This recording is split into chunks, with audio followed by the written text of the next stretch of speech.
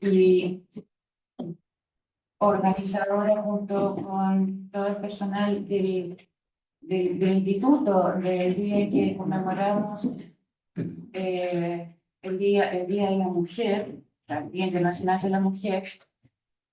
Es para mí un orgullo presentar a quienes van a exponer hoy día. Ellas son mujeres que están haciendo una reflexión importante sobre distintas materias vinculadas al ámbito de la política exterior. Tenemos dos recién tituladas de nuestra licenciatura en estudios internacionales.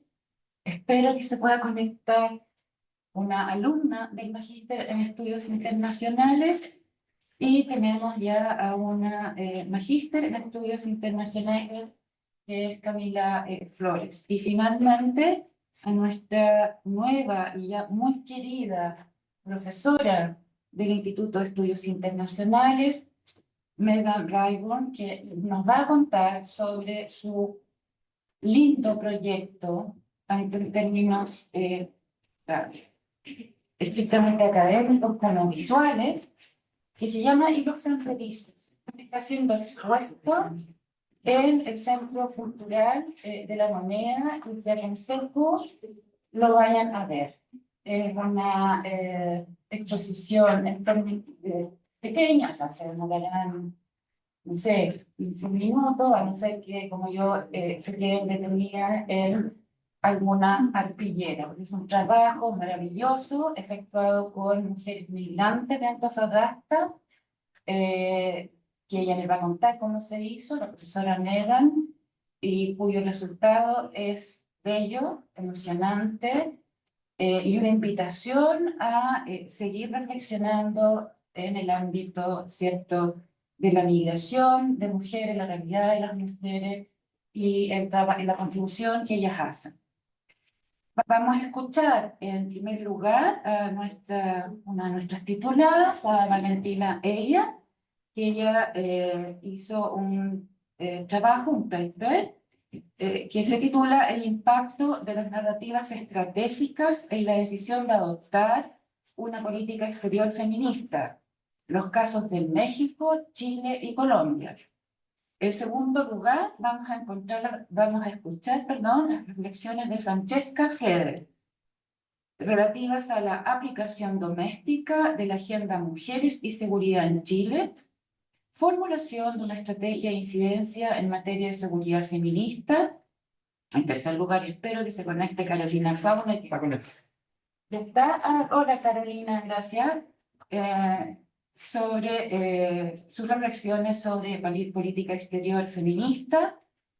En cuarto lugar a Camila Flores, sus reflexiones sobre género y comercio, cómo perciben las mujeres que exportan desde Chile las disposiciones de género en los acuerdos comerciales, y finalmente a la profesora Megan Rayburn sobre su proyecto Hilos Fronterizos. Entonces, 15 minutos como máximo, sí, estar vigilando. Por favor, adelante, yo...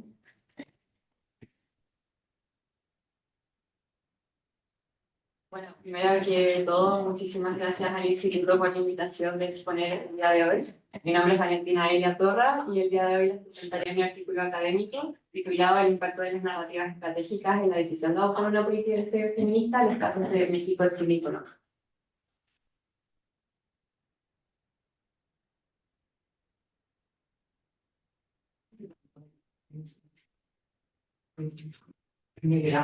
Bueno, en 2014 Suecia se... 2 minutos. La rectora nos lo pidió, no veo ni que esté siendo grabada ni que esté... Está grabando. Perdón. Adelante. Bueno, en 2014 Suecia se convirtió en el primer país en el mundo en adoptar una política exterior explícitamente feminista en el mundo, y ya una década después otros 15 países más se han sumado y han seguido sus pasos. Pero, ¿qué significa que una política exterior sea feminista?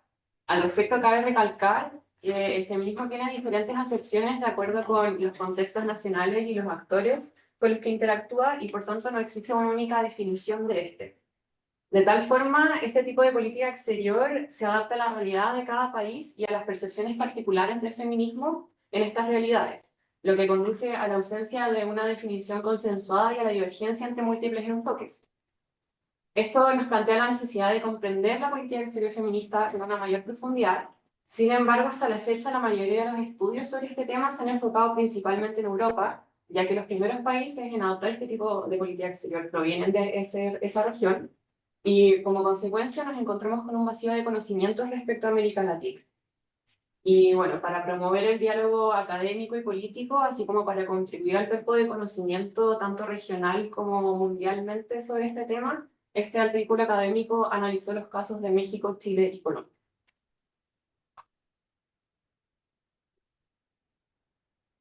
A partir de lo anterior, nos surge la siguiente interrogante. ¿Cuáles son los factores que impulsaron a estos tres países a decidir adoptar este tipo de política exterior? Para responder esta pregunta, tenemos el objetivo general de analizar los factores que impulsaron a estos tres países a decidir adoptar una política exterior feminista, y nos encontramos con los objetivos específicos de examinar los documentos oficiales de las cancillerías de estos países, realizar entrevistas semiestructuradas a expertas de política exterior y, por último, sintetizar los hallazgos para encontrar tendencias y patrones en los factores que impulsaron a estos países a adoptar este tipo de política exterior. En cuanto al marco teórico, este se divide en dos. En primer lugar, nos encontramos con la teoría feminista de las relaciones internacionales, la que surge como una respuesta crítica durante la década de 1980 frente a la constante exclusión de las mujeres y de las cuestiones de género de la disciplina. Esta teoría se centra en el fondo en entender cómo las normas, los roles y los estereotipos de género socialmente construidos influyen en las cuestiones relacionadas a la política internacional. Y en este sentido, cabe recalcar que las estadísticas muestran una subrepresentación de las mujeres en la política a nivel internacional. Frente a esto, la teoría feminista de las relaciones internacionales ha propulsado el surgimiento de la política exterior feminista, un enfoque ético y normativo que, según la definición que se utilizó en el artículo académico de Thompson y Clement, prioriza la igualdad de género y consagra los derechos humanos de la mujer y otros grupos tradicionalmente marginados, separa recursos significantes para alcanzar esta visión y busca interrumpir estructuras patriarcales a lo largo de todos sus niveles de influencia.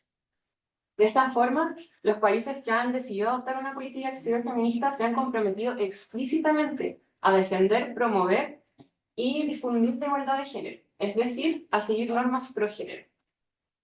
Esto nos lleva a la segunda parte del marco teórico, que corresponde a la teoría de traducción de normas. En la disciplina de las relaciones internacionales, las normas son entendidas como comportamientos apropiados sobre estándares compartidos internacionalmente que afectan la manera en que los actores persiguen y definen sus intereses. En este sentido, la teoría de difusión de normas pretende comprender cómo ciertas ideas se transforman en normas aceptadas internacionalmente, qué actores promueven estas normas y cómo estas normas se adaptan a los contextos nacionales. En esta línea nos encontramos también con la teoría de traducción de normas, que surge como un enfoque alternativo dentro de la teoría de difusión de normas y que pretende entender cómo las normas internacionales se interpretan, se reinterpretan y se adaptan de acuerdo a los contextos nacionales por distintos actores que actúan como traductores e intermediarios.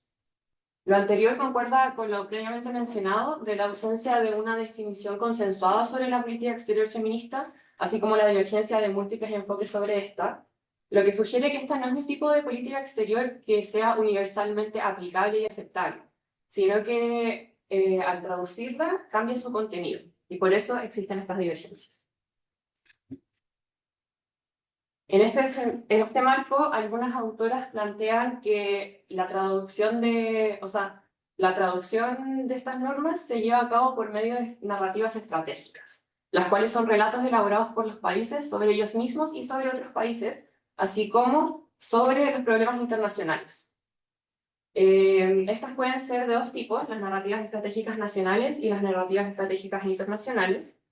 Las primeras hacen referencia a la manera en que los países formulan y difunden una imagen de sí mismos, tanto nacional como internacionalmente, mientras que las segundas aluden al modo en que los países conciben y proyectan un posicionamiento discursivo favorable sobre la visión que tienen del mundo y de sus problemas.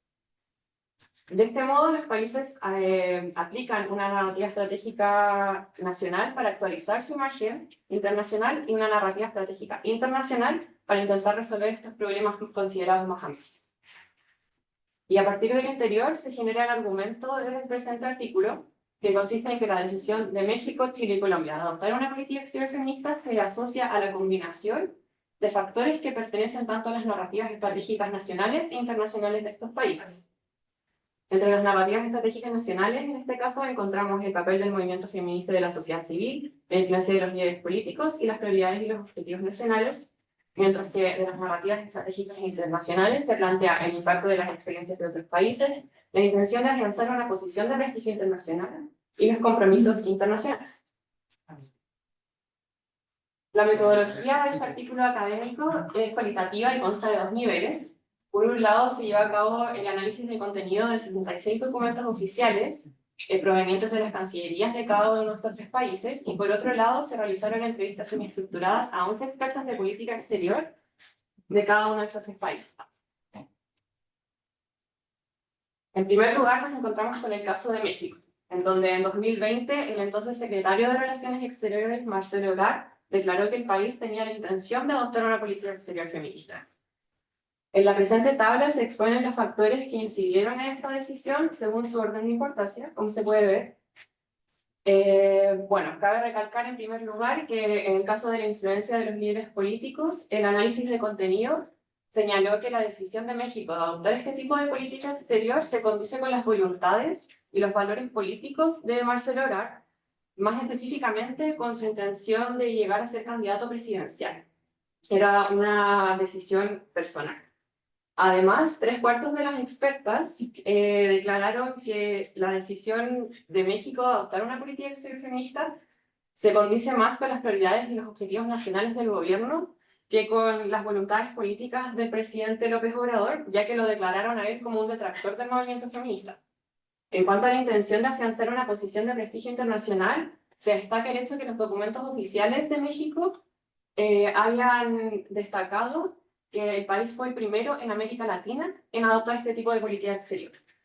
Y en cuanto al papel del movimiento feminista y de la sociedad civil, se evidenció, según las expertas, que este factor no tuvo una gran incidencia a la hora de la decisión de México de adoptar este tipo de política exterior, puesto que no se contempló la inclusión de estos grupos a lo largo del proceso de diseño y formulación de esta política, a pesar de la preponderancia de este movimiento y de la sociedad civil en la escena nacional.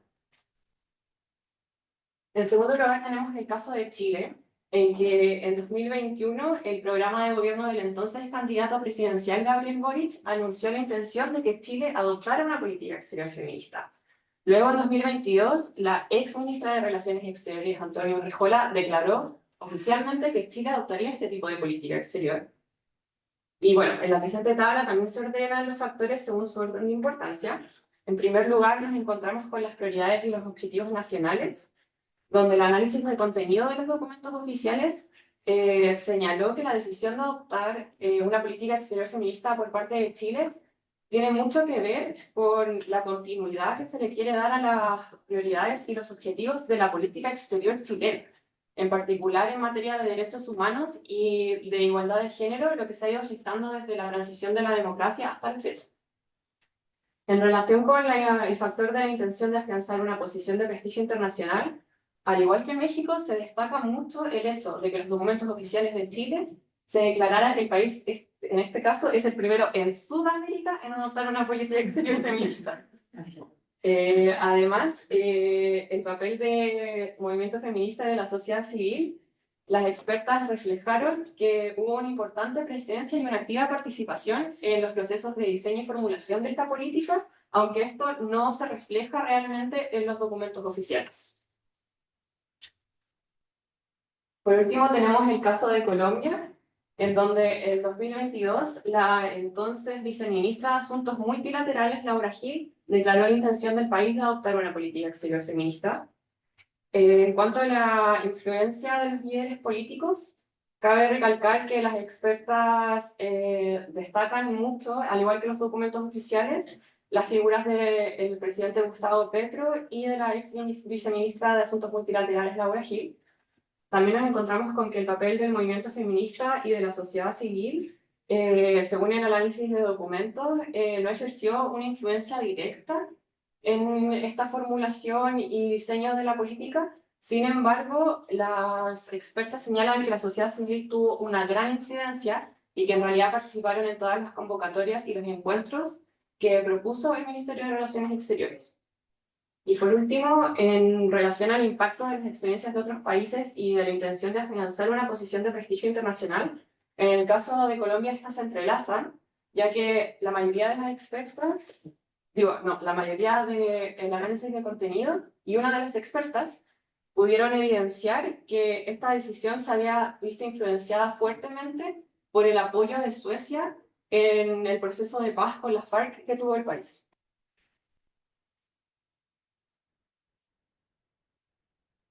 Bueno, como conclusión, el artículo académico pudo evidenciar y visibilizar la manera en que la traducción de normas permite comprender cómo estas normas internacionales pro género se interpretan y se adaptan a los contextos nacionales de cada uno de estos tres países, enriqueciendo así la perspectiva de género en su política exterior.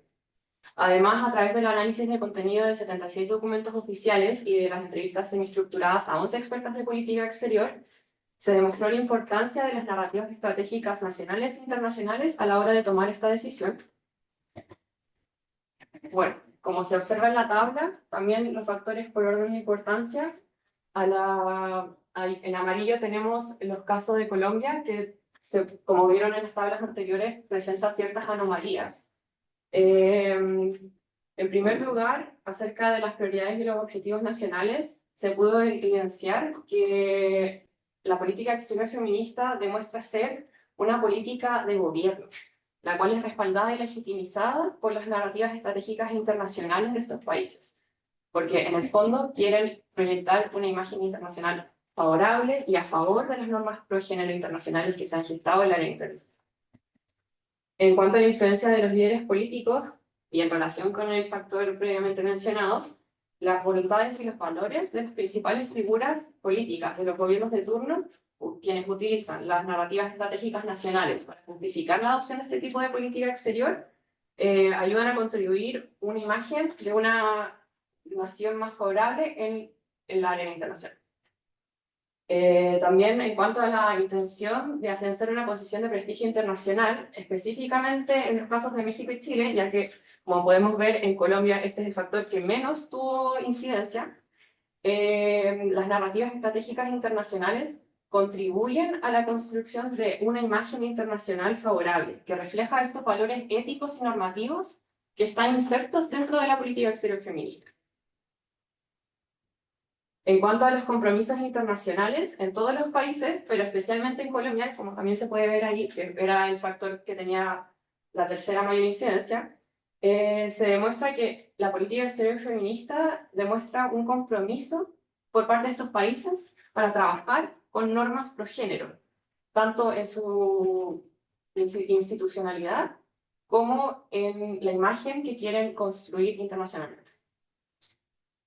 Y por último tenemos que el impacto de las experiencias de otros países no posee una mayor importancia, sino que va en concordancia, lo que va en concordancia con que, si se fijan, los factores más importantes corresponden a las normativas estratégicas nacionales. Y por último, el papel del movimiento feminista y de la sociedad civil, lo que nos explica que en todos los países, aunque con mayor concurrencia en Colombia, la baja relevancia de este factor también tiene que ver con lo último que mencioné. Y bueno, por último, este artículo académico intentó contribuir a este vacío de conocimientos que había sobre la región y también promover el diálogo político que había académico. Muchísimas gracias.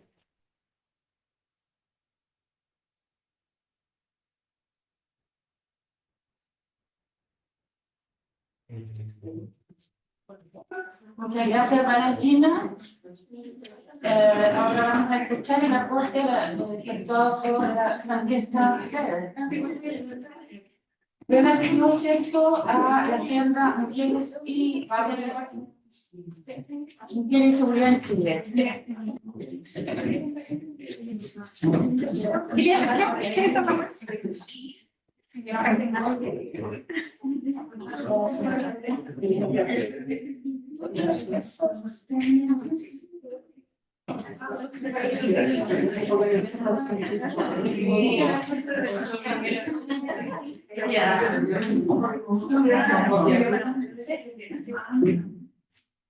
Entonces, Francesca, por favor.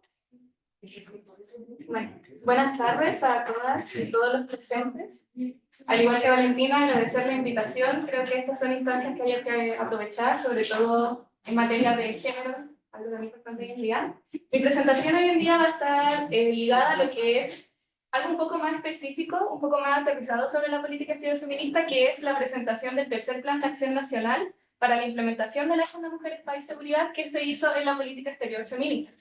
Y en este sentido, busco demostrar cómo tiene que haber un vínculo entre ambos para que una política exterior feminista sea fortalecida con las políticas públicas que hace el Estado chileno a nivel nacional en materia de seguridad femenina. En primer lugar, un poco de contexto, la resolución 1325 fue promulgada en el año 2000 por el Consejo de Seguridad de Naciones Unidas. Esta buscó identificar y establecer que los conflictos bélicos, los conflictos armados, impactan diferenciadamente a mujeres y niñas y que las mujeres cumplen un rol prioritario en la consolidación de una paz duradera a nivel internacional. Esto fue en el año 2000, hace ya 24 años, y obviamente de esta resolución emana obligación internacional que los estados deben cumplir. ¿Qué sucede? Que la Agenda Mujeres, Paz y Seguridad nace con la resolución 1325, mas no es la única. Desde el año 2000 se han aprobado otras 9 resoluciones que han ampliado el entendimiento de la agenda, porque sabemos que la realidad internacional es dinámica, está en constante evolución, y por lo tanto ya no son solo los conflictos bélicos quienes ponen y afectan específicamente a mujeres y niñas, sino que además actualmente hay otros fenómenos que han desdibujado las fronteras entre la seguridad pública y la seguridad internacional. En ese sentido, estas otras 9 resoluciones han reconocido, por ejemplo, que el cambio climático, los procesos migratorios, el crimen organizado transnacional, la trata de mujeres, la trata de personas y el tráfico ilícito de armas y de sustancias ilícitas también impactan diferenciadamente a mujeres y niñas. En este sentido, además de estas otras 9 resoluciones que han ampliado el entendimiento, distintos informes del Consejo de Seguridad y del Secretario General de Naciones Unidas llaman a reconocer la ampliación de esta agenda, porque suele pensarse que la Agenda Mujeres, Paz y Seguridad es la resolución 1325. Pero esto no es así. Estas otras 9 resoluciones y estos distintos informes y documentos reconocen y amplían el entendimiento. Pero quizás más importante es que los estados ya han hecho costumbre o están haciendo costumbre al reconocer esta ampliación, y más de 30 países a nivel internacional ya reconocen que a nivel doméstico, al interior de sus estados, estos fenómenos internacionales han llegado y han cruzado las fronteras. Y por lo tanto, a nivel estatal, fenómenos que solían considerarse internacionales están impactando en materia de seguridad a mujeres y niñas. Es decir, que todos estos estados que están viendo aquí ya han elaborado o están elaborando planes de acción nacional para implementar la Agenda Mujeres, Paz y Seguridad reconociendo fenómenos nacionales. Cabe destacar que, como decía, de la Agenda Mujeres, Paz y Seguridad emana obligación internacional, y la herramienta política más importante para cumplir con esto son los planes de acción nacional. Estos planes son documentos, instrumentos políticos, en donde se presentan las políticas que un Estado va a llevar a cabo para implementar la agenda, y básicamente permite coordinar y priorizar estas prioridades políticas para cumplir con este mandato internacional. ¿Qué sucede? Que si esto lo aterrizamos a nivel nacional, podemos ver que actualmente en Chile vivimos una crisis de seguridad transversalmente reconocida tanto por el sector político como por el sector de la sociedad. En este sentido, los índices de percepción de inseguridad y temor en la ciudadanía son los más altos que se han visto y registrado en 23 años.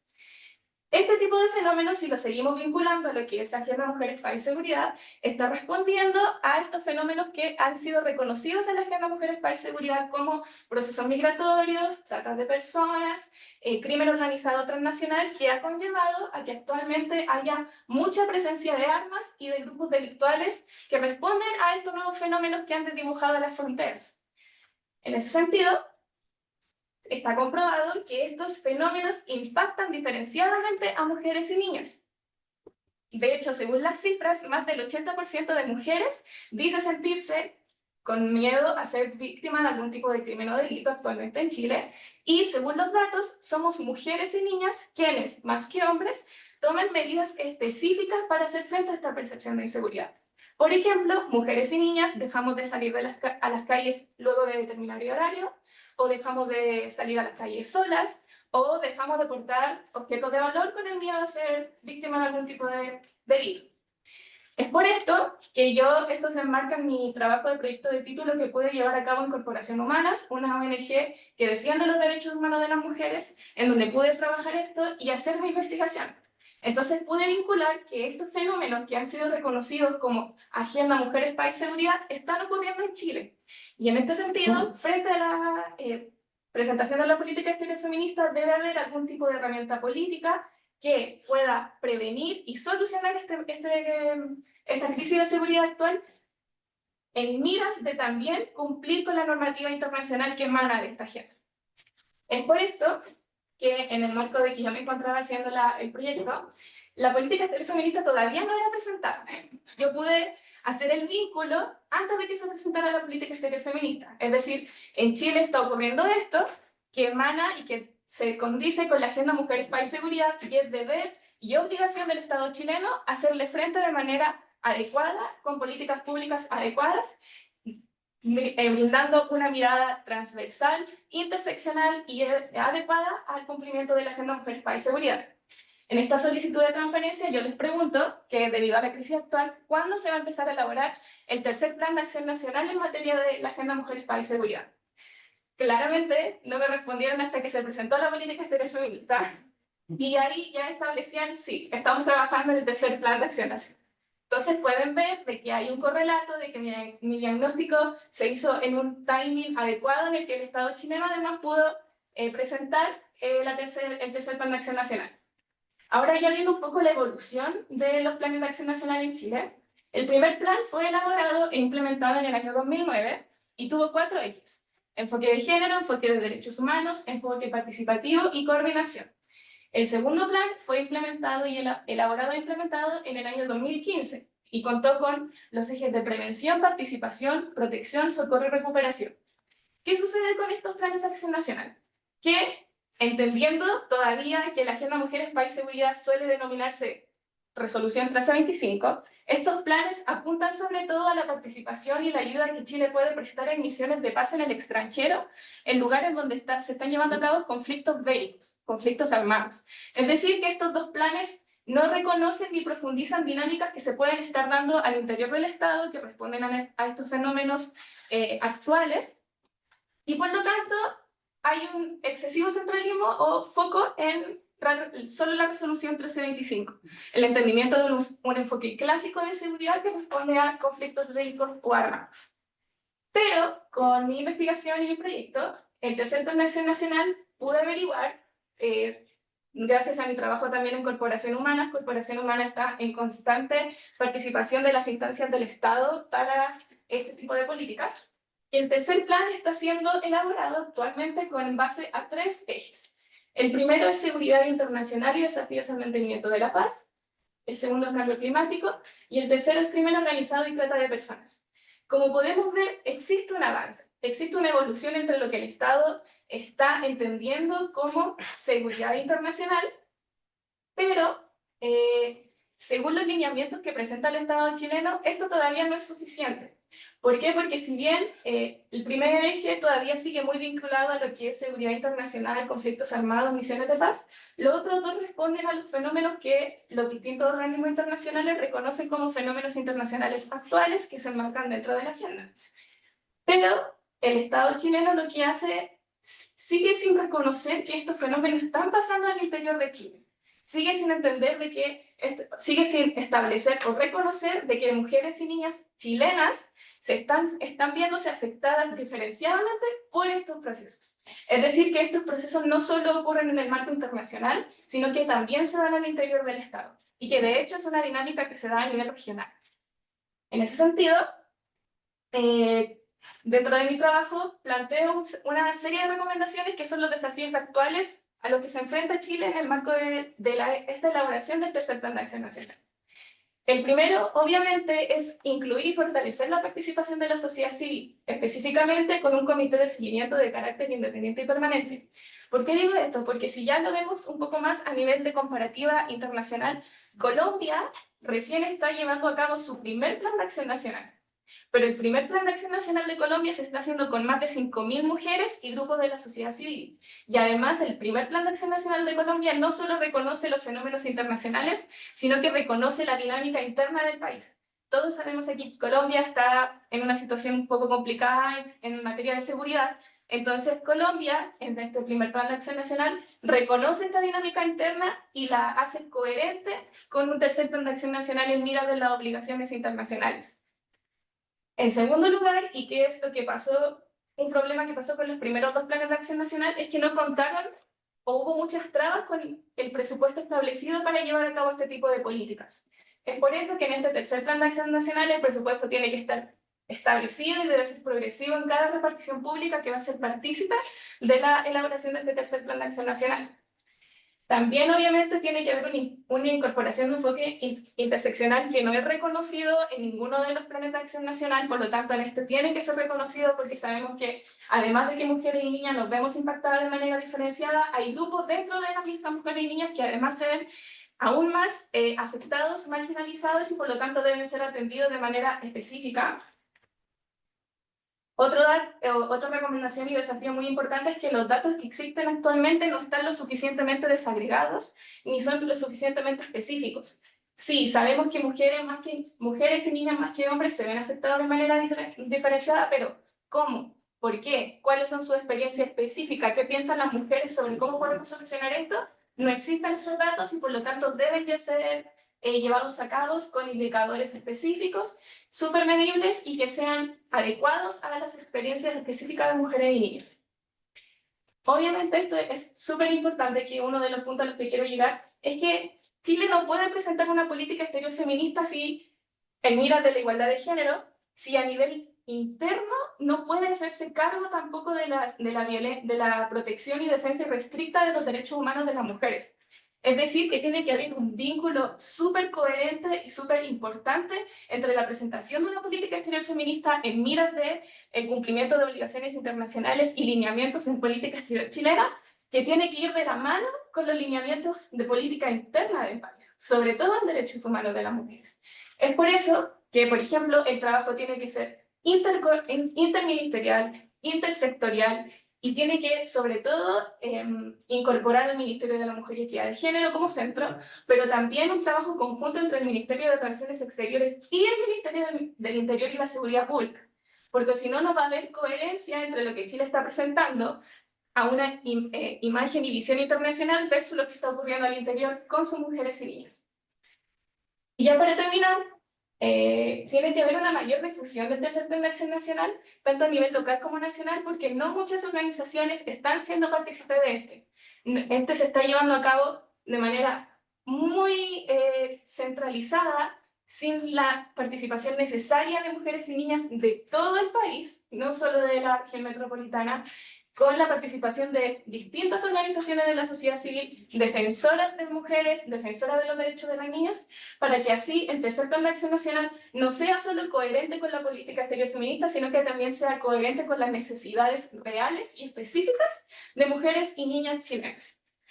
De esta manera, bueno, esto es un poco el trabajo que se hizo.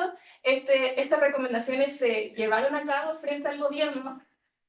Parte de mi trabajo en Corporación Humana fue hacer un seminario internacional. Podemos ver cómo la jefa de Oficina de Naciones Unidas pudo estar, de ONU Mujeres en Chile, pudo estar presente, igual que la subsecretaria del Ministerio de la Mujer y Equidad de Género. Así que estas recomendaciones se hicieron al Estado, ellas las escucharon, y esperemos que se vean reflejadas en en el trabajo que van a hacer en este tercer plan de acción nacional.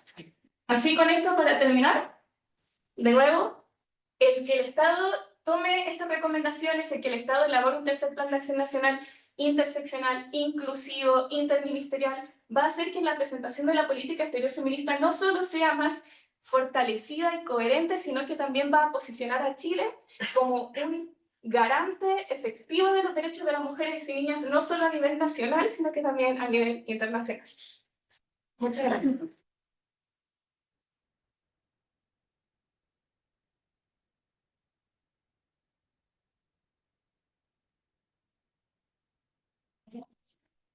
Muchísimas gracias, Francesca. Entonces, Carolina, ¿me escuchas?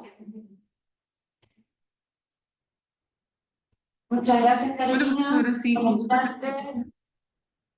Carolina va a exponer sobre un trabajo que realizó precisamente en el curso de la profesora Megan Ransom, análisis de política exterior, donde fue, cierto, publicada con una máxima nota por la excelente calidad de su trabajo. Sobre reflexiones sobre política exterior, sector feminista. Carolina, adelante, por favor. ¿Está todo ok? Sí. Muchas gracias, profesora. Igual que compañeras. Dice, el anfitrión inhabilitó la función de compartir pantalla. ¿Me va a ayudar con eso? Se lo agradecería.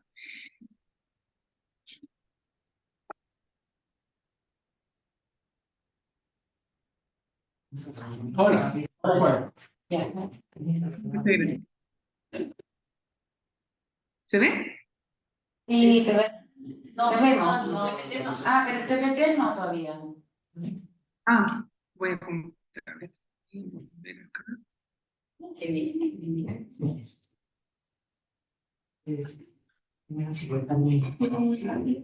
Siempre es como... Todavía no aparece el mensaje de que están habilitando. ¿Qué pasa? Yo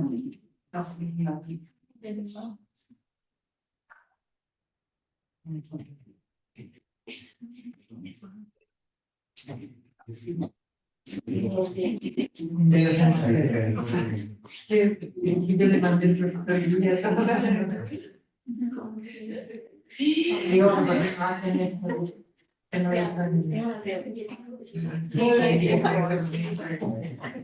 Yo creo que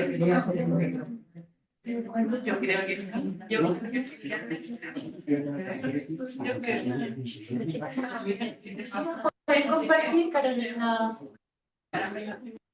¿Cómo? ¿Te decides poder compartir? No,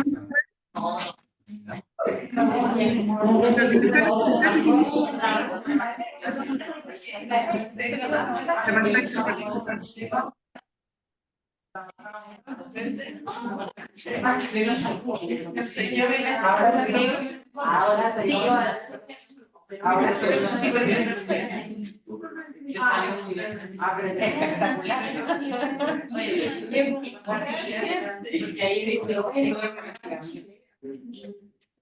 ¿No puedes compartir, Carolina? me parece un mensaje que dice el anfitrión inhabilitó la función de compartir la pantalla de los participantes.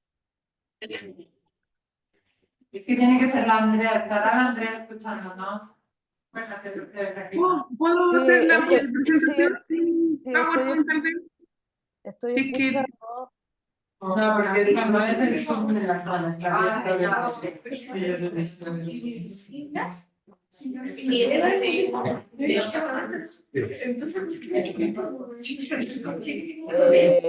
Ahora prueben, por favor, compartir. Ya, ¿ves cómo la Andrea? Ay, sí, muchas gracias. ¿Ahí?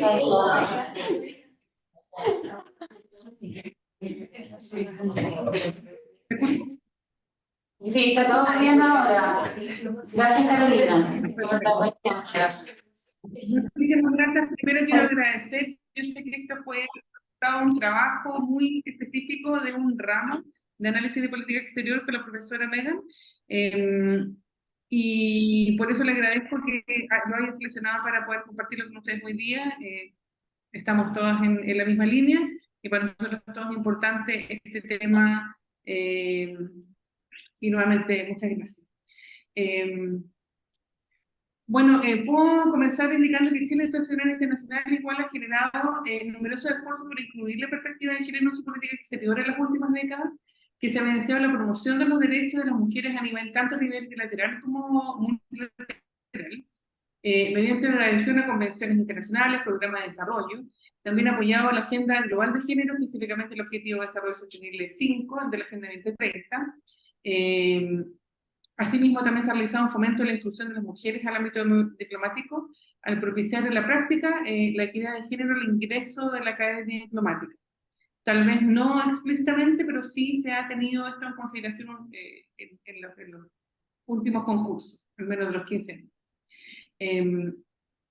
Esto ha sido también transversal en todos los gobiernos y Chile también ha intentado posicionarse como líder regional en materia de género, promoviendo políticas de inserción de la mujer en diversos ámbitos.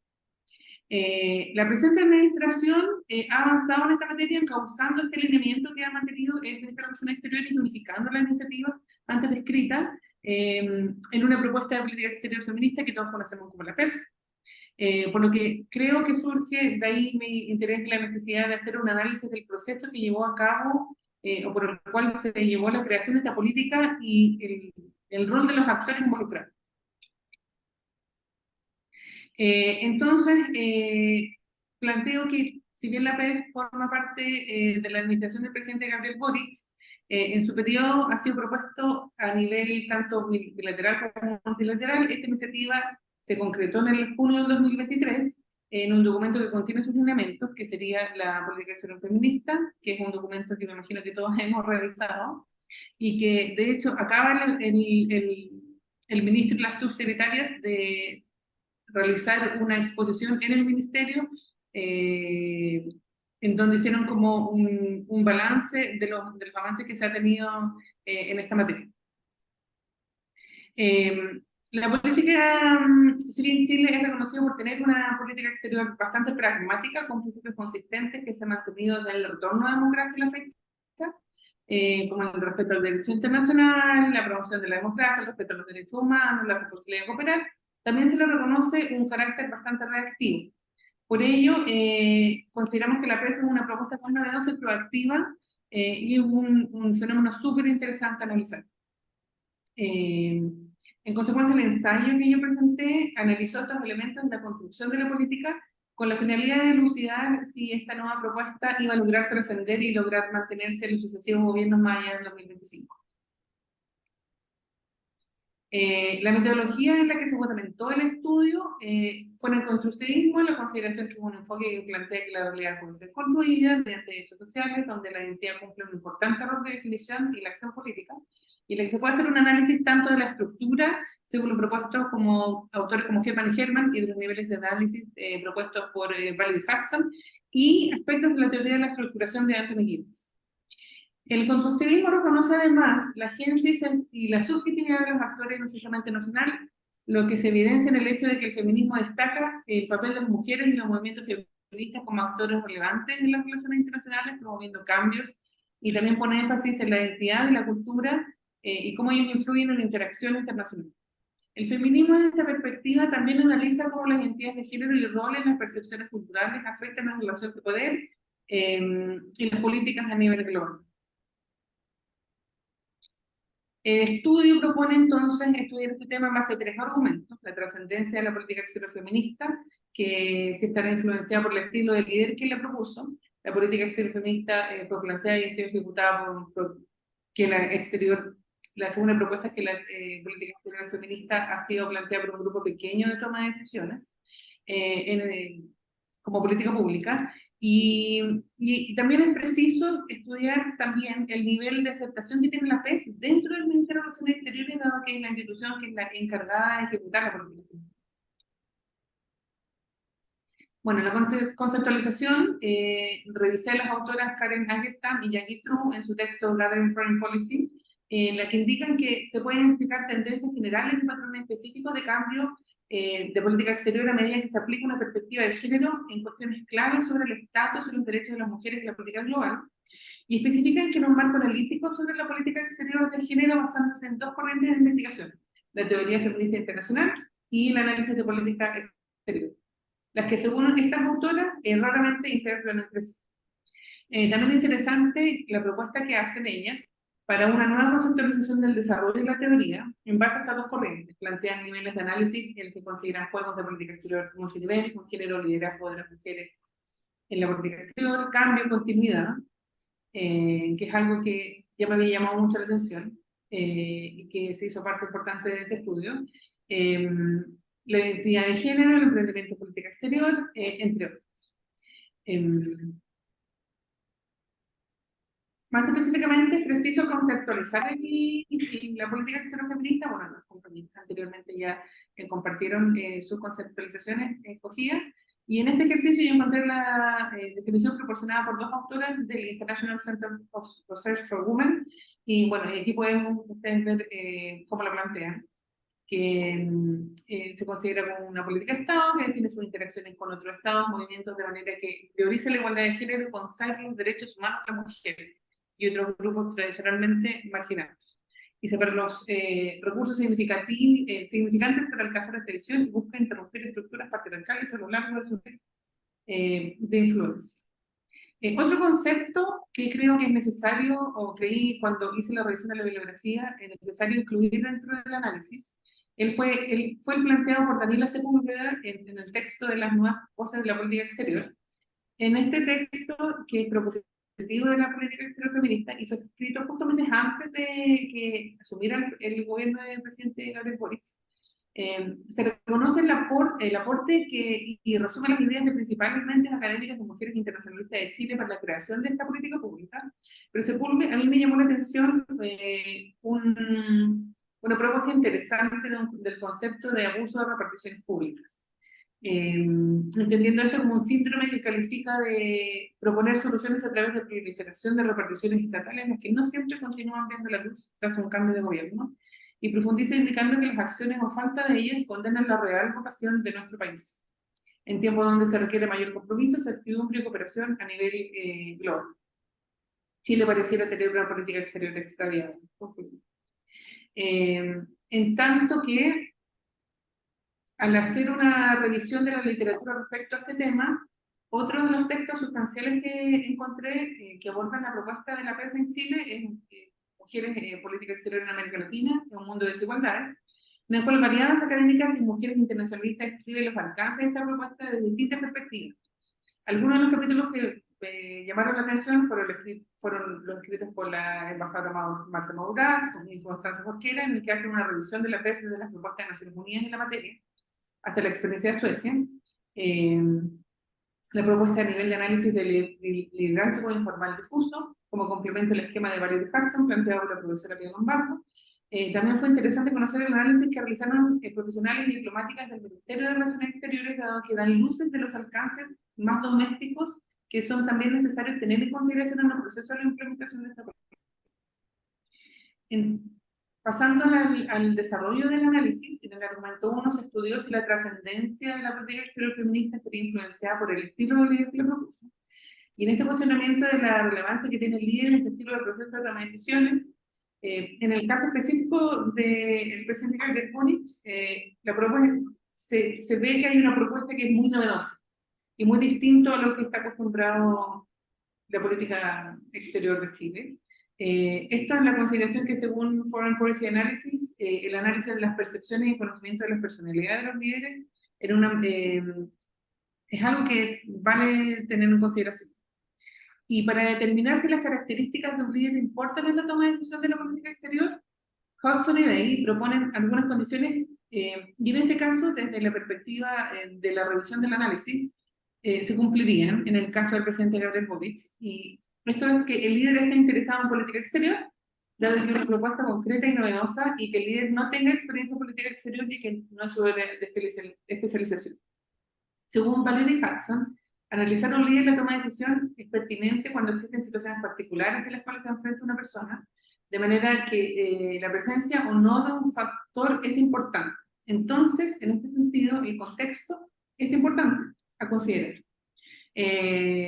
No se hizo un análisis de la política interna, pero sí se tuvo en consideración que dentro del contexto del presidente Gabriel Boric se puede indicar que después del estallido social de octubre del 2019, el esquema político tuvo variaciones influenciadas por nuevas demandas y con ello la emergencia de nuevos temas. En este caso, feminismo y género.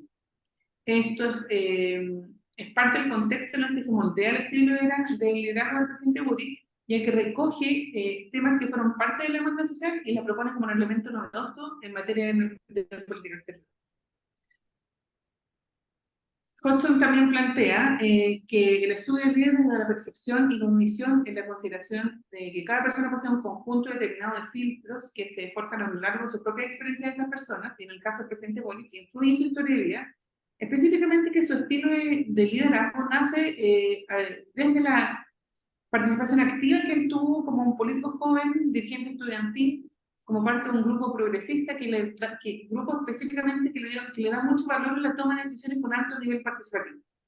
Esto se pudo visualizar, por ejemplo, cuando la propuesta de política exterior feminista uno ve que viene o proviene en el actual gobierno desde el programa de campaña presidencial del entonces candidato. En su programa específicamente se menciona que se realizó una consulta ciudadana para que emergieran los temas que ellos iban a plantear dentro de su propuesta, de su programa, y emergieron 13.250 propuestas, de las cuales 158 versaron respecto al género y diversidad sexual. Pasando a la autora Margaret Herman, que dice que los líderes con experiencia... Perdón, creo que estoy un poco perdida en el PowerPoint. Acá. Desde lo que plantea la autora Margaret Herman, dice que hay líderes con experiencia previa que aprendieron a subordinar sus características personales de los requerimientos diplomáticos, y hay líderes sin experiencia, especialmente aquellos los que se han llamado como con falta de sensibilidad para los asuntos internacionales, y menciona que, y me llama la atención en lo que se incluye en el análisis, que es probable que esto se base más en su visión del mundo personal que en cualquier respuesta política exterior en el momento de la toma de sus decisiones. Finalmente, cabe mencionar el aporte que realiza la académica Pío Lombardo en el apartado que ya había mencionado anteriormente, del libro Mujeres y Política Exterior en América Latina, al integrar el nivel de análisis del liderazgo informal, difuso que le denominan, en complemento al esquema planteado por Valerie Hudson en la toma de decisiones de política exterior. Indica que este liderazgo informal representa a aquellas mujeres que, aunque no directamente involucradas en la estructura formal de la toma de decisiones de política exterior, gozan de reputación lo suficientemente relevante como para influir en otros estados o en la propia situación interna del país al que pertenece. Con ello es preciso indicar la influencia ejercida evidentemente por la expresidenta Michelle Bachelet en la inclusión de los temas de género en el actual gobierno, dado que ella cumple con lo descrito con esta conceptualización planteada por la profesora Lombardo. A modo de reflexión de este argumento, puedo indicar que el análisis de lo planteado por Hudson arroja que el presidente Boric ha estado caracterizado por su contexto en el cual opera y que lo llevó a ejercer su actual liderazgo, a lo vez que su historia de vida también ha determinado que su estilo tenga elementos participativos e inclusivos. Ambos elementos que también podrían llegar a entenderse desde la reflectividad planteada por Anthony Giddens, desde la teoría de la estructuración, en la consideración que este concepto refiere a la capacidad de los actores sociales para reflexionar y modificar sus acciones en función de la complejidad de las estructuras sociales propias. Lo que es bastante novedoso para un líder, para un presidente anteriormente en Chile, específicamente en materia de política exterior para la toma de decisiones en este sentido. En el argumento 2 se lleva a cabo un análisis del proceso de toma de decisiones que subyace la propuesta de política exterior feminista para dilucidar los principales elementos que definen la política. Las autoras Herman y Herman indican que las presiones internas y externas pueden predisponer a un gobierno para actuar de una particular manera, pero el carácter preciso de sus acciones estaría modificado por la propiedad de la unidad de decisión final, el UDO que se conoce. Para ello se destacan 3 tipos de unidades, que serían los líderes predominantes, los grupos pequeños y los actores autónomos. En el análisis se realizó, se determinó que cuál sería el tipo de UDO testeando la PEF de acuerdo al esquema planteado por estos autores y revisando los efectos de los diferentes tipos de unidades que tienen en la conducta de política exterior. En este ejercicio se logró identificar que la política exterior feminista fue planteada y así ejecutada por un grupo pequeño de toma de decisiones que está configurado de manera más bien uniforme ideológicamente y no es muy variado en su composición. Conocemos muy bien, bueno, y no vamos a explayar mucho en quienes fueron parte del núcleo que dio la propuesta, entre los que se encuentran la actual ministra de la Mujer.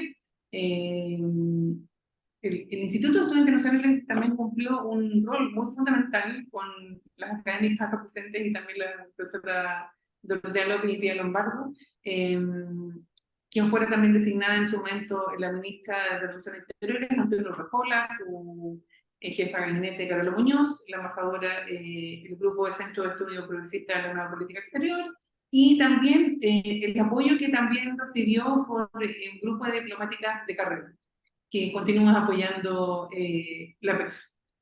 Desde la perspectiva del análisis del grupo pequeño, entonces, se evidencia que la homogeneidad de este grupo puede que esto a futuro genere temas a considerar.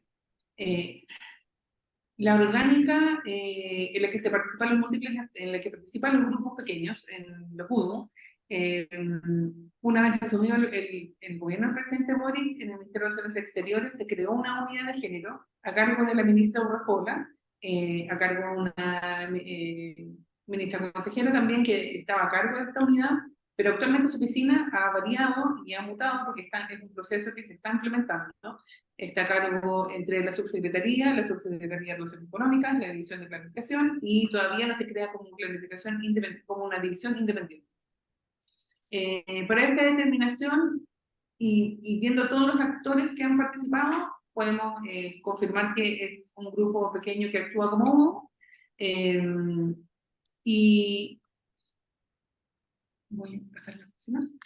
Parte del análisis es interesante ver cómo la evolución de este tipo de políticas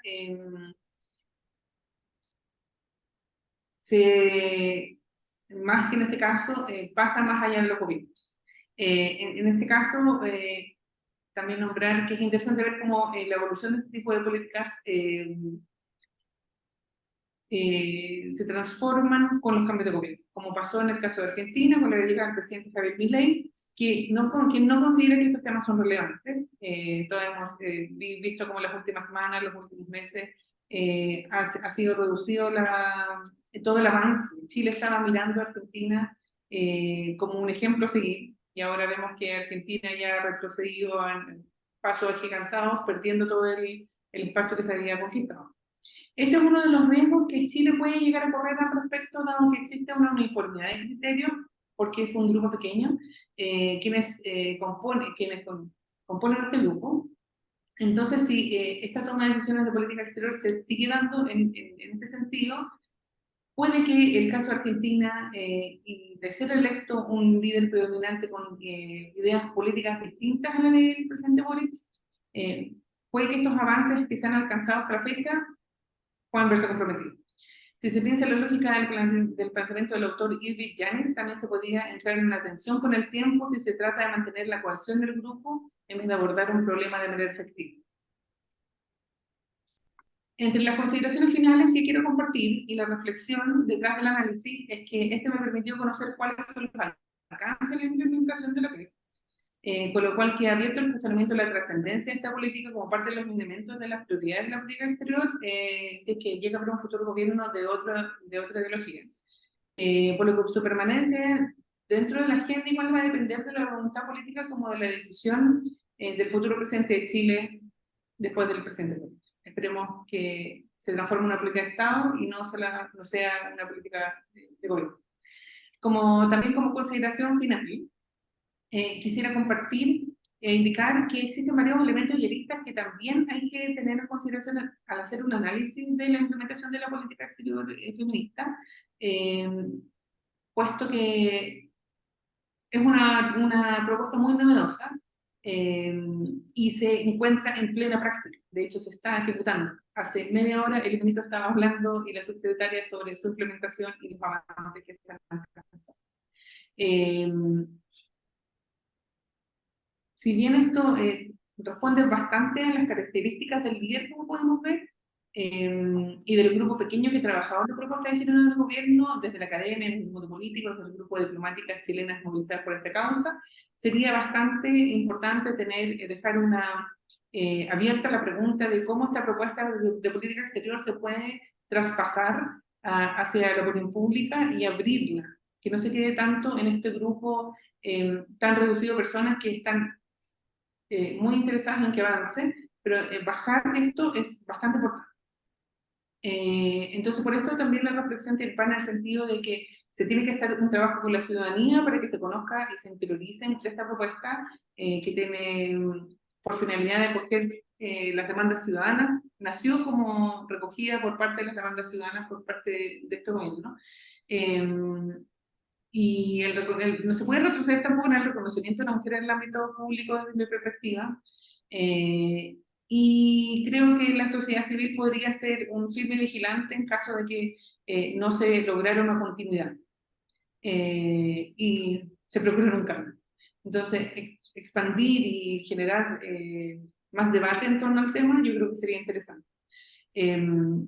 Algo que es bueno es que esto, que dentro de la bajada de la política feminista se está implementando en ámbitos específicamente como por ejemplo el consular, que ese sí está llegando a la gente y sí está generando un impacto, y acciones como estas son las que ayudan a que un tipo de política como la que se propone, que es muy novedosa, puedan calar en la gente y se pueda generar la continuidad.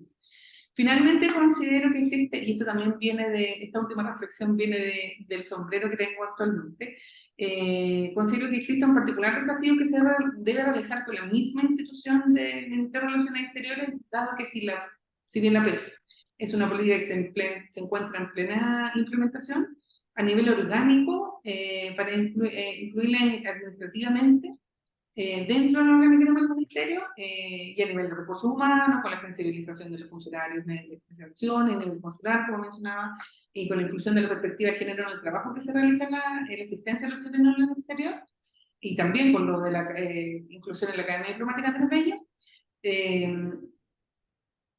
no ha logrado calar en aspectos más subjetivos y más puntos como la cultura organizacional del ministerio, que es bastante rígida, conservadora y tradicionalista desde mi perspectiva. Lo que puede mostrar resistencias a todos estos cambios que se han presentado en estos últimos años. Esto yo creo y es parte de que para que internamente se puedan realizar los cambios, no exista resistencia ni afuera ni adentro. Es la única forma en que una política puede ser un poco más fluida. Eso, muchas gracias por escuchar.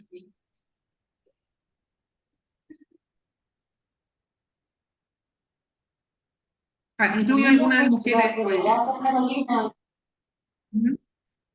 Perdón. Muchas gracias. Carlito. Porque tenemos que volver acá. Camila. Entonces, vamos a escuchar las reflexiones ahora de otra. Desde otra mirada y del sector de comercio género.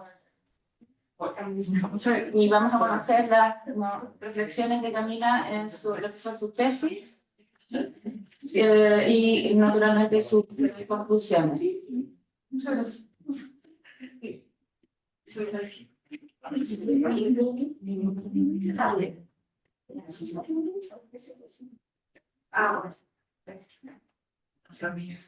Perdón. Bueno, pasame el tiempo. ¿Dónde quedé?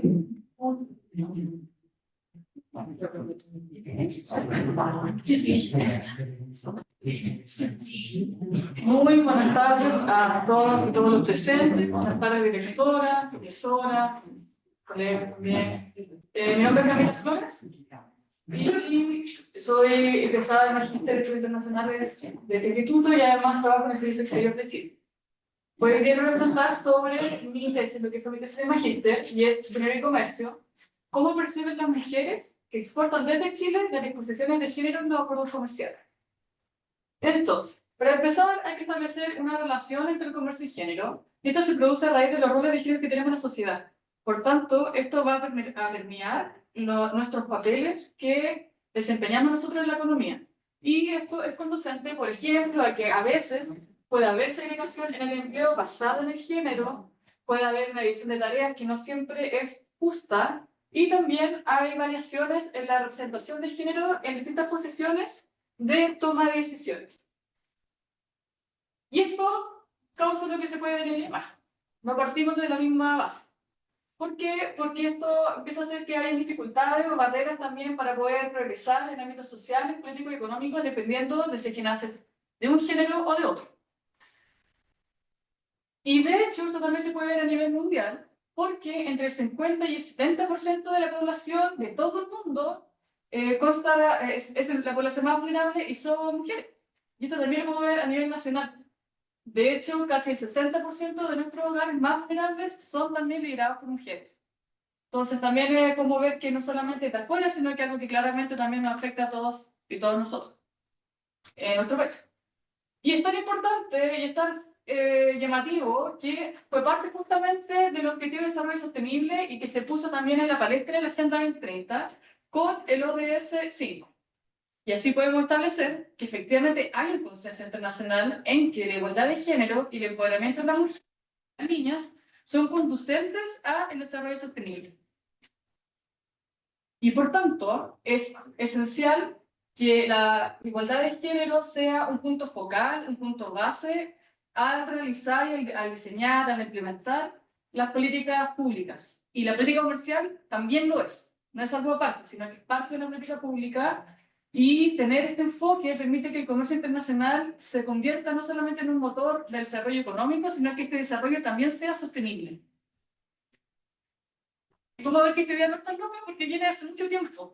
En el mezclar cosas, por ejemplo, en 1983, con el Tratado de la Comunidad Económica de los Estados de África, con MESA en 94 y en 2016, con el primer capítulo específico de género en el acuerdo comercial, en los cuales nosotros fuimos pioneros en nuestro TLC con Uruguay.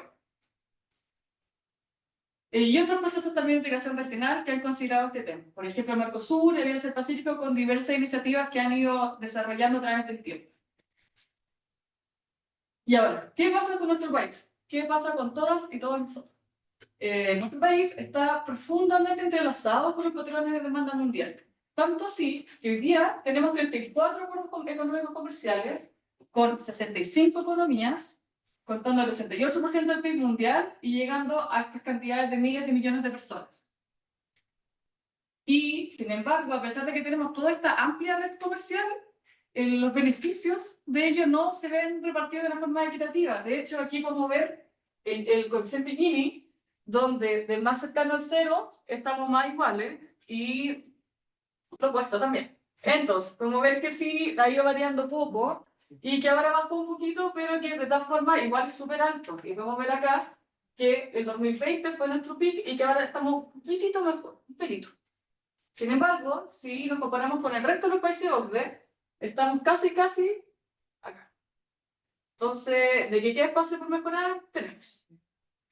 Podemos ver también que esto se ve en temas de género y desigualdad en nuestros ingresos. En 2021, el 50% de las mujeres recibieron ingresos iguales o menores a 400 y tantos mil pesos.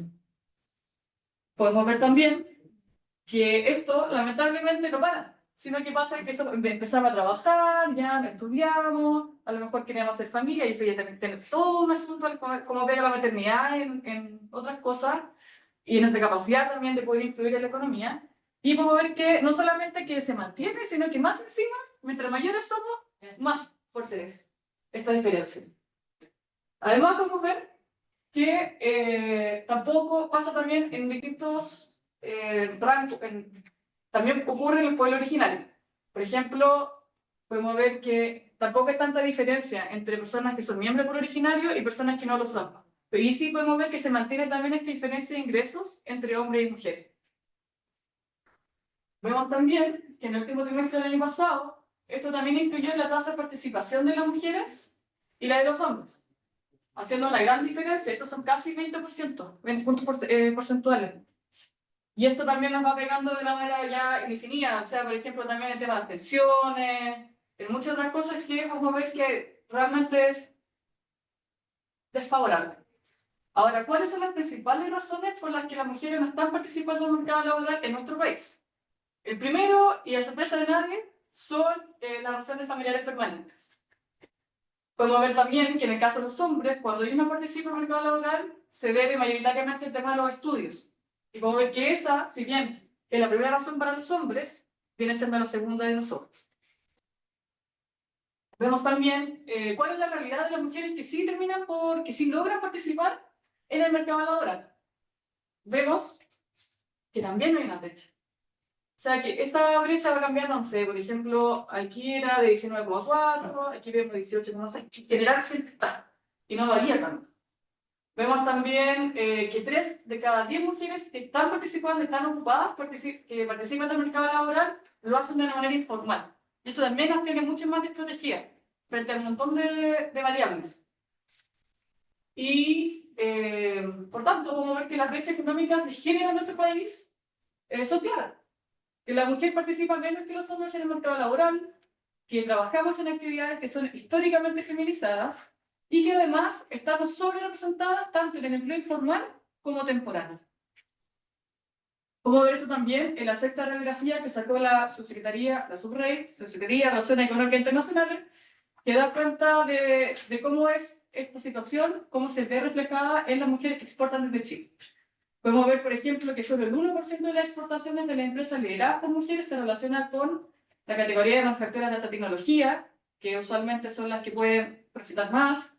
Podemos ver que solo el 3% de las exportaciones de las empresas lideradas por mujeres corresponden a servicios. Solo 1 de cada 5 matrículas de pregrado de áreas STEM son de mujeres. Y así un montón de datos súper entretenidos, más, que nos ponen también el desafío de poder acortar esta brecha.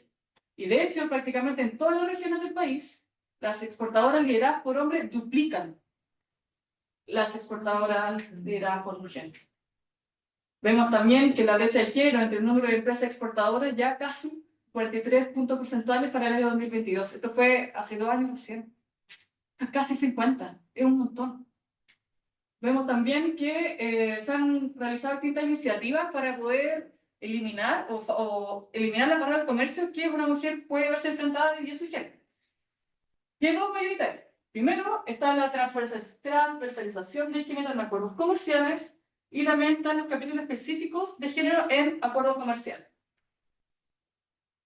Lo ideal es tener ambos, pero esto es algo que se ha ido construyendo de a poquito y de hecho tengo entendido de que con nuestro TLC que ahora tenemos con Paraguay es lo más cercano. Podemos ver que nosotros ya en el 97 habíamos contado con una primera disposición de género y ya en 2016, como ya mencionaba antes, también fuimos parte de los primeros países que tuvieron un capítulo de género en un acuerdo comercial. Las disposiciones de género son súper distintas porque son atingentes a los intereses y los antecedentes específicos de los países que están negociando este acuerdo.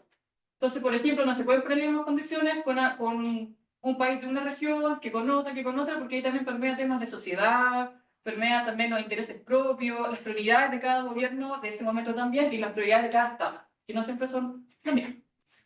Vemos también que hay diferencias, por ejemplo, en términos generales, en qué tipo de compromiso internacional adhiere, cuál no, cuál menciona. Su cooperación, si está basada solamente en cosas de STEM o ya cosas de igualdad en el sector privado, iniciativas que promuevan la inclusión de la mujer en esta área, y otras que en general son más discusión. El tema es que tenemos toda esta iniciativa y somos pioneros de tanto tiempo, pero nadie se le había ocurrido preguntarle a las mujeres que reciben estas instituciones de género cómo se sienten, les perciben, las conocen, les importa, les funciona. Vamos a ver. Para ello, lo que se hizo en este estudio fue preguntar directamente. Le preguntamos a 17 mujeres y 3 hombres del sector público, preguntamos a funcionarios de alto nivel, de nivel medio, del sector privado y de la academia. 19 personas fueron mujeres y 1 persona era extranjera, de Colombia.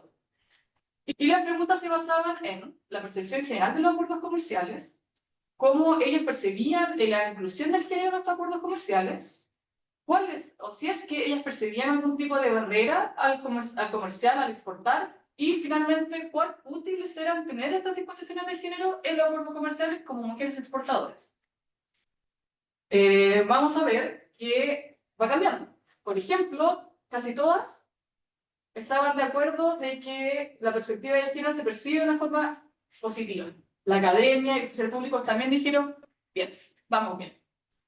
En temas de consenso sobre la relación entre género y comercio, las mujeres que exportaban dijeron, sí, lo podemos ver, lo percibimos, algunos funcionarios públicos también. Sin embargo, desde la misma academia, también esta diferencia de quienes pueden percibir realmente esa relación y quienes francamente no la ven.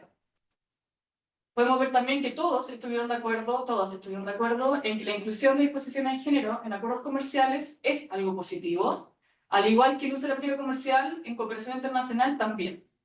Sin embargo, hubo una gran diferencia respecto a cuán útiles se percibían estas disposiciones de género para reducir las barreras comerciales en los acuerdos comerciales. Como ver que simplemente los funcionarios públicos fueron lo único que dijeron que eran súper útiles.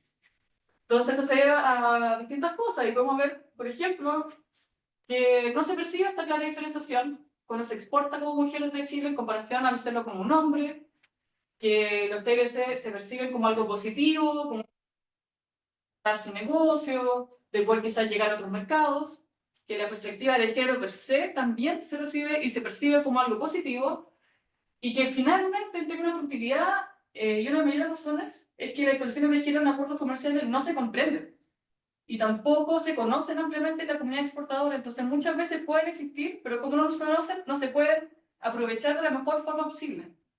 Y eso se debe a distintas cosas, por ejemplo, a que hay que reconocer el papel de la igualdad de género como una cosa transversal en la elaboración de políticas públicas, porque no es suficiente si es que no va acompañado de políticas públicas. Una cosa es decirlo, estudiarlo, hablarlo, pero no es suficiente poder hacer una diferencia si es que no van de la mano. La segunda es que hay una flagrante desconexión en materia de comercio inclusiva a nivel muy literal, nuestro discurso afuera y lo que estamos viendo acá. Y en tercer lugar, para poder ser más eficaces, las discusiones de género deben incluirse en un sistema de solución de diferencias de los acuerdos. Eso ya parece más técnico, si quieren en otra oportunidad lo puedo hablar a mayor abundancia, pero finalmente son eso. Y como propuesta se plantea que se desarrolle un sistema de trazabilidad adecuado, que sea capaz de hacer un seguimiento y implementación de disposiciones de género en estos acuerdos, y, ¿por qué no?, una campaña de marketing estatal que esté orientada a mantener activamente implicado e informado al público en general. Y lo más genial de esto es lo siguiente. Y es que no hay ni siquiera que inventar el hilo negro porque ya lo hemos hecho de estas cosas. Nosotros como país hemos sido activos en realizar memes para poder contar sobre cosas que estamos haciendo en temas de política pública. Por ejemplo, en un momento el Ministerio de Energía sacaba memes con Bertolis y alguien más que no me acuerdo. Y también está nuestro muy querido Contralorito. Entonces, no es imposible, ya lo hemos hecho. Podríamos hacerlo acá también. Muchas gracias.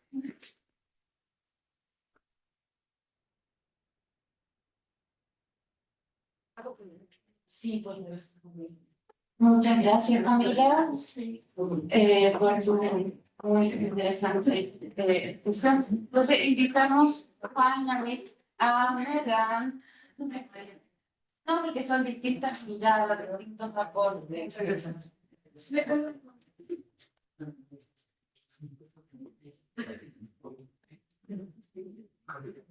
No, muchas gracias. Perdón, un segundo, me busco PPT para hoy día.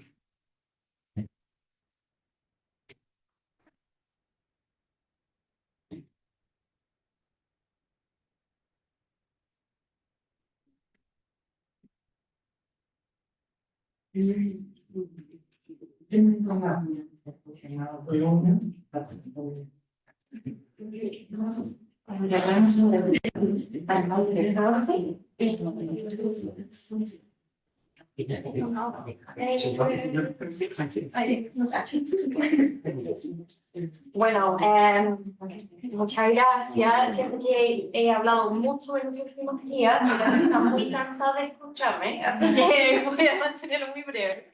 Y bueno, para partir quería en verdad agradecer a la iniciativa, abrir este espacio. Muchas gracias. Y también quería empezar por felicitar a las que ya presentaron. En verdad tenemos exalumnas y alumnas súper destacadas. Y también quería agradecer y celebrar a las colegas hoy día por toda su labor, que en verdad aquí encuentro que tenemos académicas muy destacadas. Eso es por parte. Y les voy a decir muy poquito sobre la exposición que inauguramos el martes y la metodología que usamos. Y después, si me quieren preguntar más, muy bienvenidas. Sí.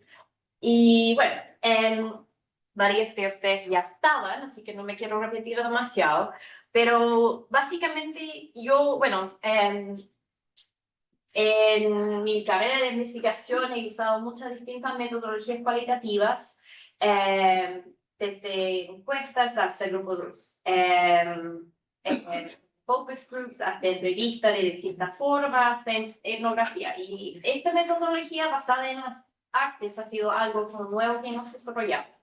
Pero mi enfoque siempre ha sido entender cómo se vive en el día a día las relaciones internacionales y la política exterior, un poco como lo que estaba presentando ahora Camila, de hecho, desde una perspectiva interseccional, no solo de género, sino como viendo cómo también se intersecta con construcciones sociales como raza, como clase social, etcétera, etcétera, que ha sido muy importante, de hecho, en este proyecto en particular. Bueno, se llama Los Fronterizos, Borderland Threads, y viene de un trabajo que yo he hecho en Antofagasta desde 2018, que partió en un trabajo con comunidad allí, con mujeres, específicamente mujeres colombianas, los colombianos, yo creo que todavía son el segundo grupo más grande por nacionalidad de migrantes en la región de Antofagasta, después de bolivianos. Y después venezolanos, creo que todavía probablemente sea así la división, mientras que en Santiago y en otras regiones predominan las personas de Venezuela. Y mucha de la población colombiana en Antofagasta viene de la región del Pacífico de Colombia. Es una migración bastante específica y muchas veces, aunque quizás no te van a decir que su motivo principal de migración fue violencia por conflicto armado o relacionado a eso, muchas veces es un factor en sus historias de migración, las distintas violencias que están ocurriendo en esta región, que en verdad desde 2010 ha sido muy afectado. Así que ese es un poco el contexto en que yo he estado trabajando. He estado trabajando particularmente en un campamento que se llama Génesis 2, uno de los muchos campamentos en Antofagasta, y bueno, se estimó en un momento hace unos años que casi 25% de la población de la ciudad de Antofagasta vivía en campamento. No sé quiénes ustedes han visitado, pero se hace visualmente muy evidente al entrar a la ciudad. Así que eso es un poco el contexto. Bueno, y el martes inauguramos, solo tengo fotos, el martes inauguramos el evento y es una exposición en el Centro Cultural La Moneda que está hasta el 28 de abril, abierta al público, gratis, de 10 a 7 todos los días de la semana, de arpilleras y testimonios. Y bueno, de mi trabajo con ellas, salió, yo diría, más que un interés, que una necesidad, que sentí que trabajáramos de manera más colaborativa, porque ellas ya tenían perspectivas muy claras sobre las experiencias que les estaban pasando, ya tienen voces muy fuertes y lo que yo quería hacer era amplificar las voces que ya tenían y que pudieran contar más en sus propias palabras sus historias, básicamente, que son historias que igual son representativas de muchas experiencias de migración en Antofagasta que supe ya por mi investigación previa. Entonces, hicimos con mi equipo de Daniel Rojas, académica de textil, también de la Universidad de Chile, con Claudio Montoya, artista textil y trabajadora social en Antofagasta, y Alice Volpi, animadora e ilustradora. Hicimos 5 meses de talleres en 2022 de apieras, y en los talleres lo que hicimos era hacer primero.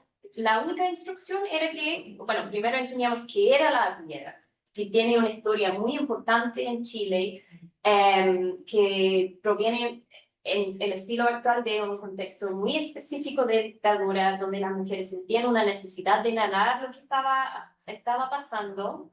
Y bueno, tuvimos 2 de las apieristas originales allí presentes en la inauguración, Patricia Hidalgo y María Teresa Madariaga, que fue muy especial.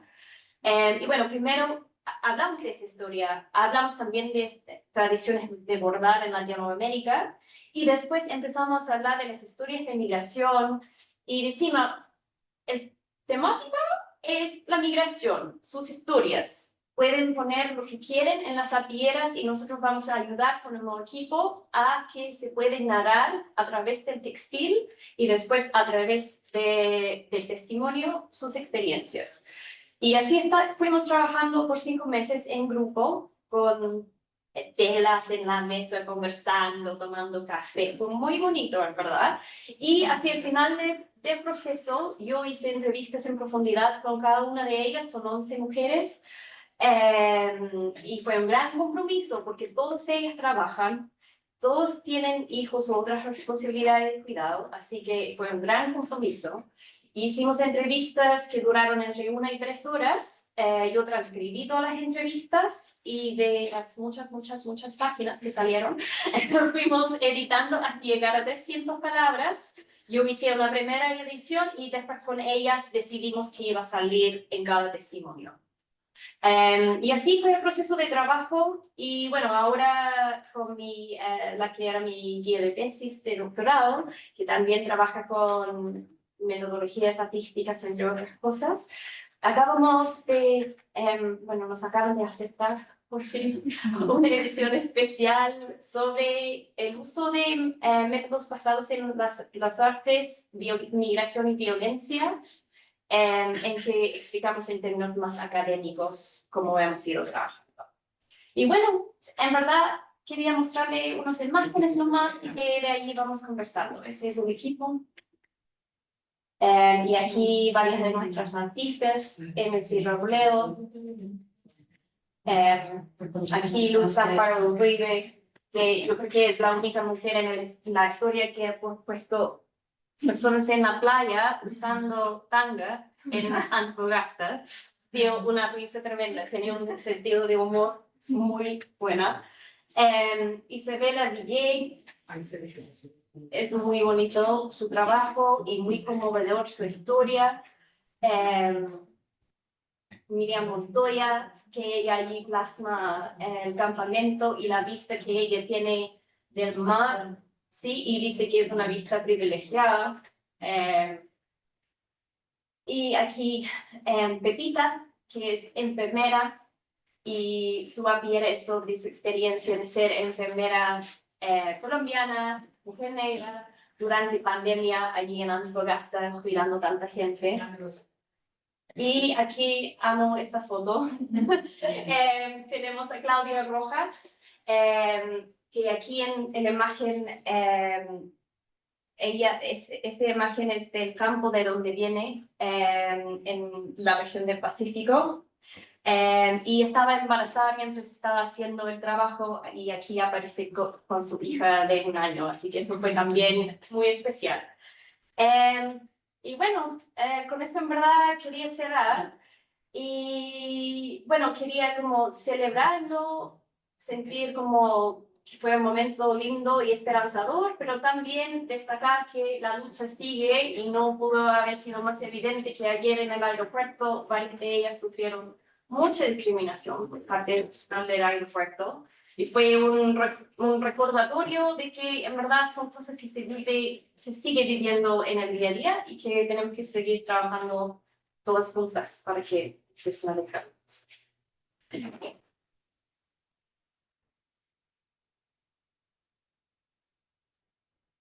Muchas gracias a todos. Yo sé que ha sido un poco largo, pero para mí era muy importante mostrar cómo desde distintas miradas, metodologías, están ustedes contribuyendo a la lucha y el alcance de la igualdad de género.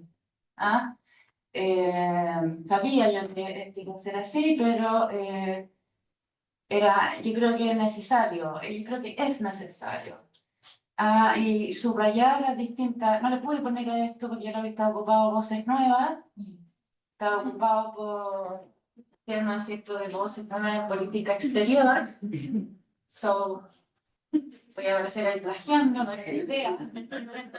Entonces, la verdad es que tampoco es que yo haya elegido solo trabajo del magíster en estudios internacionales, sino que busqué aportes en las otras maestrías, y tal vez no está el coordinador acá, pero hay una incitación a que esas temáticas se aborden desde los otros programas de magíster.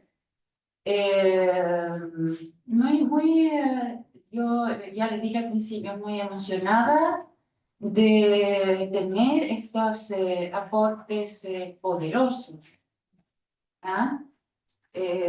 Y a mí me ha tocado profundamente el proyecto de MEDA, lo tengo que decir, porque ahí hay cosas que yo creo que elementos que son súper poderosos y que tenemos que también aprender las mujeres a rescatar, que es emoción, corazón, razón. En nuestra manera de relatar, en nuestras maneras de exponer. Entonces, bueno, observaciones, preguntas, comentarios, si no están de todo tan cansadas. I know that. Entonces, bienvenidas. Sí, primero ella, Fabiola, perdón. No, pues empezamos con la expresión. Me presento, mi nombre es Paula Salvo del Canto, yo soy abogada de corporación humana, entonces vengo con camiseta puesta acá por Francesca, pero felicitar al centro, a todo por el trabajo y todo lo que presentaron cada uno de ustedes. Habría sido súper, bueno, habrá siempre oportunidades a futuro de poder, de conversar y discutir. Me quedé con impresiones de cada uno de los trabajos presentados. En caso tuyo, este tema de cómo, qué loco que no haya una integración internacional, es decir, que Colombia y México y Chile estén aislados en términos de política exterior feminista, que da cuenta de la región, es decir, no somos capaces como América Latina de integrarnos en políticas que son progresistas, y sí hay otros espacios que los sectores más conservadores sí logran coordinarse.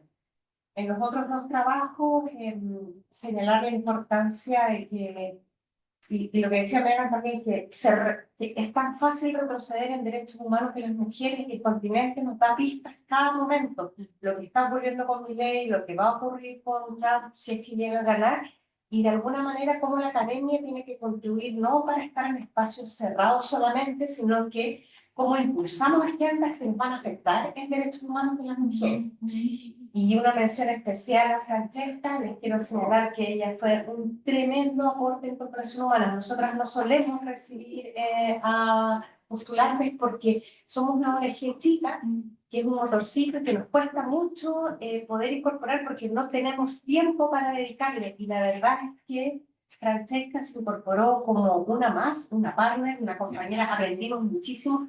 Y ella, malamente, porque las mujeres no solemos reconocer nuestros aportes, Lo que ella hizo es fundamental para una línea de trabajo que estamos desarrollando en Humanas. Y yo lo único que me puedo quedar es agradecerle a Fran lo que hizo. Perdón por ser así, ya. Bueno, más que entrar en el detalle técnico, más que nada felicitar a todos, pero felicitar especialmente a los que exponieron y a aquellos que no exponieron, pero que están poniendo ahí energía en desarrollar investigación y en buscar entender el fenómeno, entender todos los desafíos que tenemos, ¿no? En distintas áreas del conocimiento, porque yo creo que es fundamental para que podamos, ¿no? Mejorar nuestra sociedad. Y es muy rico ver, no solo la osadía de la investigación, como también la búsqueda por soluciones, ¿no? Entonces, felicitarles y desearles mucho éxito, que no se termine acá cuando se termine el trabajo, pero que sea apenas un peldaño de una larga escalera ahí que tenemos hacia adelante. Y felicitarles más que nada, y principalmente a profesora Astrid, ¿no? Por todo el trabajo que ha desarrollado en el Instituto en materia de género, ¿no? Y en especial por traer este espacio para que nosotros podamos reflexionar, discutir, y ojalá que eso no pase solamente en el Día de la Mujer, sea una constante. Ya dejando la invitación, ¿no? De que sigamos, apoyemos a Astrid de inicio, que sabemos que no es una tarea fácil, pero que sigamos con esa discusión de manera constante, ¿no? Así como nuestra directora, que es una gran incentivadora de este debate de género, ¿no? Entonces, yo creo que es bien importante seguir con usted. Felicitaciones.